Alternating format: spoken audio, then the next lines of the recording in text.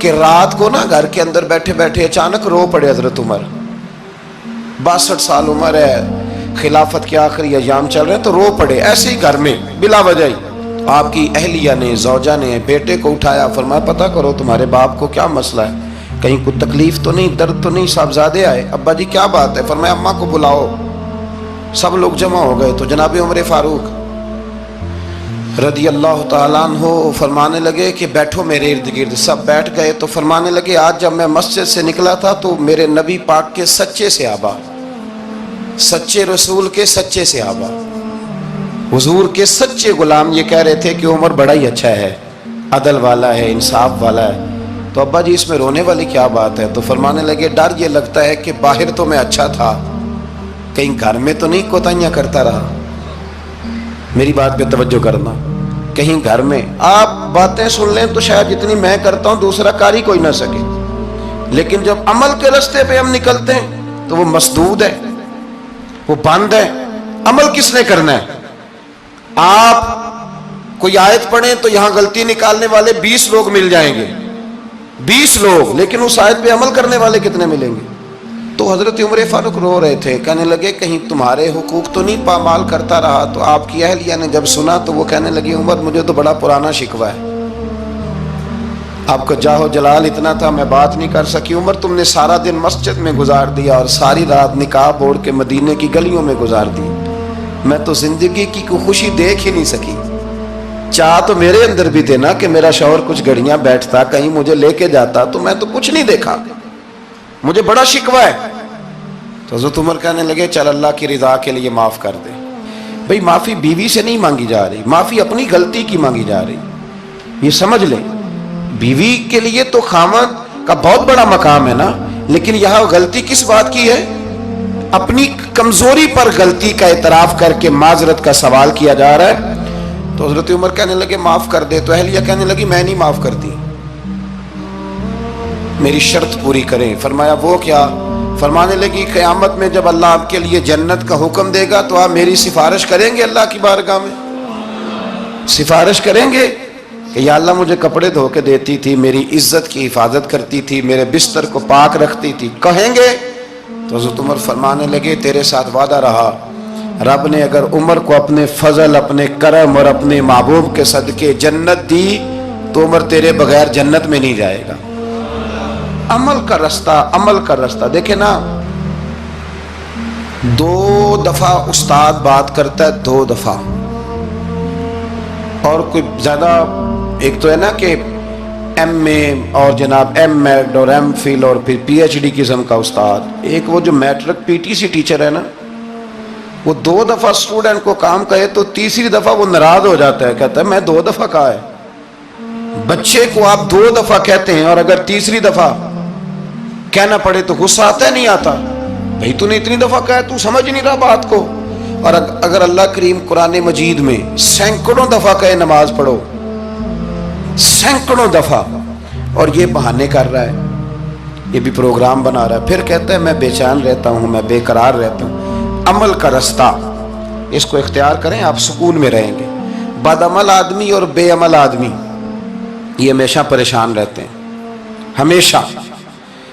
عمل کریں, توبہ کریں تو پھر بدل جائیں, پھر تبدیلی آئے. اور یہ کوئی مشکل کام نہیں, جو بدلنے والے تھے وہ بدل گئے. بڑا کچھ کرتے تھے پر پھر وہ لوگ بدل گئے. حضرت فضالہ رضی اللہ تعالیٰ عنہ کہتے ہیں کہ میں بڑا دلدادہ تھا عورتوں کا, اور میرا ماحول یہ تھا کہ میں قتل بھی کر لیتا تھا, معاذ اللہ چوری بھی کر لیتا تھا, اور رات میری طبیعت تھی معاذ اللہ نئی سے نئی عورت کے پاس جانا. کہتے ہیں ابو جہل نے اعلان کیا کہ جو نبی پاک علیہ السلام کا سر اقدس معاذ اللہ کاٹ کے لائے گا نقل کفر, کفر نہ باشد, 100 سرخ اونٹ انعام ملے گا. تو میں نے ارادہ کر لیا کہ میں بہت سارا انعام حاصل کروں گا. قرآن مجید میں نا اللہ فرماتا ہے کہ بہت سارے لوگ ایسے ہیں جنہیں اگر میں رزق میں کشادگی دے دوں, زیادہ پیسے دے دوں, فرمایا باغی ہو جائیں, وہ سرکش ہو جائیں. یہ بہت سارے لوگوں کو جو اللہ تبارک و تعالیٰ اعتدال میں رکھتا ہے تو یہ ان کے لیے بہتر ہے. ہر بندہ دولت کے ہوتے ہوئے نیک ہو سکتا, تو یہ اللہ اگر رکھتا ہے نا اعتدال میں تو شکر کرے اللہ کا, ورنہ تو لوگ عیاشیاں کریں, پتہ نہیں کیا کچھ کر گزرے. تو حضرت فضالہ کہتے ہیں کہ میں نے خنجر تیار کیا اور میں نے بغل میں اس کو چھپایا، اوپر میں نے چادر اوڑھ لی۔ اب مجھے پتا تھا ظہر کی نماز کے بعد نبی پاک صلی اللہ علیہ وسلم طواف کعبہ کے لیے، بیت اللہ شریف کے طواف کے لیے جاتے ہیں۔ کہتے ہیں میں بھی اس طرف بڑھا، رستے میں نا وہ خاتون جس کے گھر میں نے رات آنا تھا، میں نے دروازے پہ دستک دی، میں نے کہا کہ تیار رہنا، تیار رہنا، آج میں بڑے پیسے لے کے آؤں گا۔ اسے میں نے یہ کہا اور پھر میں چلا گیا بیت اللہ شریف کا طواف کرنے۔ کہتے ہیں اللہ کے محبوب بھی طواف کر رہے تھے تو میں نے بھی طواف شروع کر دیا۔ ارادہ یہ تھا کہ جہاں نبی پاک علیہ السلام میرے قریب سے گزریں گے تو موقع پا کر میں حضور کے جسم اقدس پر خنجر کھونپ دوں گا اور معاذ اللہ شہید کر دوں گا۔ کہتے ہیں حضور ایک دفعہ بھی میرے پاس سے گزرے تو میں ہمت نہ کر سکا، دوسری دفعہ بھی پاس سے گزرے تو میں ہمت نہ کر سکا، تیسری دفعہ بھی گزرے تو میں ہمت، نبی کریم صلی اللہ علیہ وسلم 2-3 دفعہ گزرے تو فرماتے ہیں کہ مجھے موقع نہ ملا، اس لیے کہ حضور فرماتے ہیں اللہ نے روب کے ساتھ میری مدد فرمائی، دشمن پر میرا روب طاری ہو جاتا ہے۔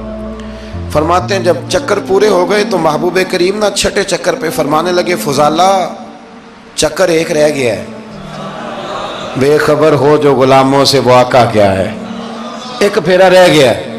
کہتے طواف مکمل ہو گیا تو محبوب میرے قریب آئے، فرمایا وہ کام کرتے کیوں نہیں جس کے لیے آئے تھے؟ میں نے عرض کی یا رسول اللہ کون سا کام، کیسا کام؟ اندر تو چور تھا نا، بانج فقیروں کسے نہیں ماریا اے ہوئی چور اندر دا، اندر چور تھا نا۔ کہتے ہیں حضور نے مجھے کندھے سے پکڑ کے ہلایا، فرمایا کرتے کیوں نہیں؟ جب حضور نے ہلایا تو وہ خنجر بھی پیروں میں گرا اور میں بھی رسول اللہ کے پیروں میں گر گیا۔ میں نے کہا حضور مجھے کلمہ پڑھا دیں۔ کہتے ہیں حضور نے پہلے میرے دل پہ دست مبارک پھیرا، پھر میرے نبی نے مجھے کلمہ پڑھا دیا۔ اب نا مرید ہونے والا کہتا ہے کہ جی آہستہ آہستہ میں ٹھیک ہو جاؤں گا۔ اب وہ آہستہ آہستہ کا کیا ترجمہ ہے یہ بالکل سمجھ نہیں آتی۔ بھئی کسی بندے سے 5 لاکھ روپیہ لینا ہے تو اس سے وہ کہتا ہے جی میں آہستہ آہستہ دوں گا، 500 روپیہ دے دیا کروں گا روز کا، تو کہتے ہیں میری رقم خراب ہوتی ہے، پورے دو۔ اور نیکی کی بات جب آتی ہے تو کہتے ہیں حضرت صاحب دین اتنا سخت نہیں ہے، میں آہستہ آہستہ ٹھیک ہو جاؤں گا۔ اب میں مغربی شاب پڑھنی شروع کر دی ہے میں نے، اب میں تسبیح لے لی ہے، کل میں نے بھی آہستہ آہستہ میں ٹھیک ہو جاؤں۔ یعنی رقم لینی ہو تو وہ آہستہ آہستہ قبول نہیں ہے، لیکن اور مکان کی رجسٹری اگر کرانی ہو تو مالک مکان کہے کہ آہستہ آہستہ کرا لو، کہتے ہیں پیسے پورے دیے، سویرے چل اور بیان دے۔ یہ کیا بات ہوئی؟ یہاں یہ جو ہمارا ماحول تھا نا کر لیں گے ہو جائے گا، یقین کریں لوگ قبروں میں چلے گئے ہیں پر مسجدوں میں نہیں آئے، ہر کام سے لوگ ریٹائر ہوئے پر گناہوں سے ریٹائر نہیں ہوئے، آخر تک تباہی اتر گئی لیکن لوگ بدلنے کو تیار نہ ہوئے۔ حضرت فضالہ کہتے ہیں ابھی میں نے کلمہ پڑھا، ابھی میں واپس آیا، رستے میں وہ بی بی کھڑی تھی، کہتے ہیں میں وہ شخص تھا کہ عورتیں مرتی تھی میرے اوپر اور کسی کی جرت تھی کہ وہ آئیں بائیں شائیں کرے، لیکن فرماتے ہیں میں بی بی کے پاس سے گزر گیا، پہلے تو اس کا خیال تھا رکے گا، لیکن جب میں رکا نہ تو دروازے پہ آئی، اور جب میں گزر گیا تو اس نے آواز دی، لیکن میں نے سنی انسنی کر دی، جب آگے بڑھا تو میرے پیچھے دوڑی۔ فرماتے ہیں مجھے پکڑ کے کہنے لگی فضالہ تجھے کیا ہوا، تو وہی نہیں جو یہاں سے گیا تھا؟ آپ فرماتے ہیں میں کبھی نہیں رویا تھا، میں کبھی نہیں رویا تھا، اور جب کہا نا تو وہی نہیں، کہتے میں نے سر اٹھایا تو میری آنکھوں میں آنسو تھے، میں نے کہا میں جو گیا تھا وہ نہیں ہوں، اب تو میں محمد عربی کا غلام بن گیا، اب میں وہ نہیں ہوں، اب نہیں ہو سکتا کہ کوئی میری نظر میلی ہو جائے، یہ کیسے ممکن ہے؟ اب نا اسلام کی تعریف ہم نے یہ کی ہے کہ خبردار کوئی ہمارے قریب نہ آئے، ہم کسی کو بات نہیں کرنے دیتے کہ ہم مسلمان ہیں، ہم بات نہیں کرنے دیتے۔ پتہ کیا بات ہے، ایک میری یہ تقریر ہوتی ہے ممبر پہ، اور ایک میرا عمل ہوتا ہے جب میں سفر کرتا ہوں، جب میں گاڑی میں بیٹھتا ہوں، جب میں دوستوں سے ملتا ہوں، جب ان دونوں باتوں میں تضاد آتا ہے نا، تضاد، تو لوگ تقریر کو جذبات نہیں کہتے، ایک فن بن جاتی ہے تقریر۔ آپ کو پتہ ہے نا وائزین نعت خواں کہتے ہیں میں نے محفل لوٹ لی، پھر لوگ شمار کرتے ہیں کتنے لوگوں نے سبحان اللہ کہی، پھر لوگ شمار کرتے ہیں کہ آج 5 بندے روئے بھی تھے جب میں تقریر کر رہا تھا، تو پھر یہ فن ہے، یہ جذبات کا اظہار समझ ले बात को कि अमल जब आप नहीं ना करते अमल, तो आप खुद बड़े बेचैन रहते हैं कि यार ये मैं क्या कर रहा हूं, ये कौन सा गोरख धंधा है कि मेरा अमल सिफर होता जा रहा है। हमारे एक उस्ताद थे तो वो फरमाया करते थे कि अगर पढ़े लिखे आदमी को तुम बेअमल देखो तो उससे दूर हट जाया करो, वरना तुम्हें भी बेअमल कर देगा। मैंने उनसे अर्ज की, मैंने कहा हुजूर ये क्या है? तो फरमाने लगे अपने हजरत साहब से पूछना, वजाहत करेंगे। मैंने हजरत साहब से कहा जी अजीब बात कर दी है, इल्म वाले बंदे के पास बैठ के तो इल्म आता है। तो वो फरमा रहे थे कि इल्म वाले बंदे के पास अगर वो बेअमल हो तो बिल्कुल ना बैठना। तो हजरत साहब फरमाने लगे उन्होंने सही कहा है। अब बात बहुत बड़ी है, पता नहीं आपकी समझ में आती है नहीं आती, बहरहाल कर देता हूं। पढ़ा लिखा बंदा अगर बेअमल हो तो उसके पास, तो मैंने कहा हुजूर क्यों? फरमाने लगे इसलिए कि